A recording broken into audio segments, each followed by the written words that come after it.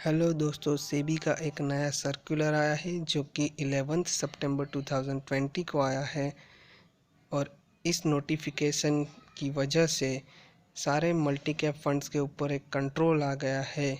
और इस नोटिफिकेशन के तहत सेबी ने ये बताया है कि जो भी मल्टी कैप फंड्स है उन सारे मल्टी कैप फंड्स को मिनिमम 25% स्टॉक्स जो है उनके पोर्टफोलियो में वो लार्ज कैप का, 25% मिनिमम मिड कैप का और 25% मिनिमम स्मॉल कैप का शेयर्स का स्टॉक अपने पोर्टफोलियो में रखना ज़रूरी हो जाएगा।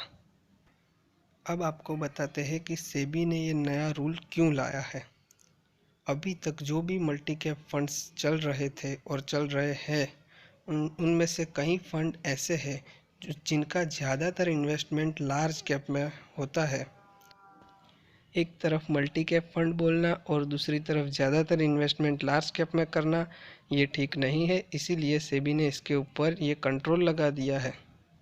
ये तो बात हो गई कि क्या हुआ और क्यों हुआ, लेकिन अब बात करते हैं कि इसमें इन्वेस्टर का फ़ायदा है या नुकसान है। मुझे तो ये क्लियरली लग रहा है कि इसमें इन्वेस्टर्स का ज़्यादातर नुकसान ही है, क्योंकि ज़्यादातर जो इनिशियल इन्वेस्टर्स है जो कि ज़्यादा रिस्क नहीं लेना चाहते हैं उन लोगों ने अपना ज़्यादातर पैसा लार्ज कैप फंड्स में लगाया है। और जैसे कि ये डिसीज़न आ गया है तो अब बहुत सारे म्यूचुअल फंड हाउस और मल्टी कैप फंड्स को स्मॉल कैप और मिड कैप के स्टॉक्स बाय करने होंगे, और वो स्टॉक्स बाय करने के लिए उनको पैसा लगेगा जो कि उनको उनके लार्ज कैप स्टॉक्स में से निकालना पड़ेगा। तो शायद आगे जाके लार्ज कैप स्टॉक्स में बहुत सारी सेलिंग हो सकती है और इसकी वजह से लार्ज कैप स्टॉक्स और large cap mutual funds negative भी रिटर्न्स दे सकते हैं।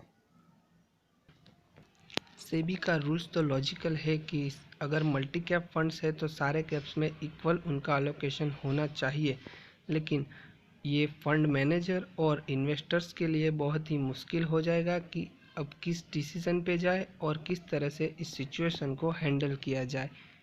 इस फैसले का मेन नेगेटिव इम्पैक्ट ये पड़ेगा कि पहले जो म्यूचुअल फंड्स के फंड मैनेजर थे मल्टी कैप फंड्स के, उनके पास पूरा का पूरा मैदान खुला रहता था कि उनको जहाँ भी इंटरेस्ट दिखता है, जहाँ भी अच्छे रिटर्न्स जनरेट होते हैं वहाँ पे विदाउट एनी रिस्ट्रिक्शन वो लोग इन्वेस्ट करके अच्छे रिटर्न्स कर सकते थे। लेकिन इस नोटिफिकेशन के बाद उनको लार्ज कैप, मिड कैप और स्मॉल कैप तीनों में मिनिमम 25 और 25% अलोकेशन रखना ज़रूरी हो जाएगा। अब इन्वेस्टर्स के लिए एक ही रास्ता बचता है कि आगे क्या होगा ये बैठकर देखा जाए, क्योंकि इस कंडीशन में किसी भी डिसीज़न पे पहुंचना बहुत ही मुश्किल है।